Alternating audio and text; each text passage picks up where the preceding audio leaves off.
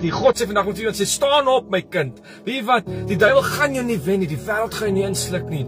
Jy's 'n kind van die Allerhoogste. God sê vandag, weet jy wat, daar's groter dinge op pad vir jou. God sê, gaan sy hand uitrek, hy gaan uit daai see uit haal, uit daai sand, uit daai diepte gat, hy gaan soos hy ingegooi het, soos Josef van daai gat, sê Vader, hy gaan uittel, soos Job wat op 'n asma beland het, sê God gaan jou uithaal, hy gaan alles restore, gaan alles vir jou regmaak. God sê al wat jy doen is fokus op my, fokus net op my, al is dit hoe moeilik, al voel dit jy wil skree, jy wil huil, die vyand is besig om jou net te plat druk, sê God, hy gaan nie wen nie.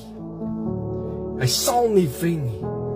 Geen wapen sal teen jou kom sal wen nie. God sê, niks sal die vyand doen sy jou wen nie, want God sê, weet, hy het klaar vir jou gesterf by kruis, vir elke dingetjie daar. Alles is klaar verslaan. God sê net, hy sal nie wen nie.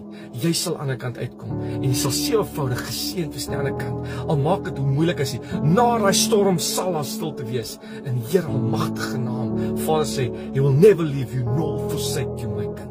'n Lekker dag.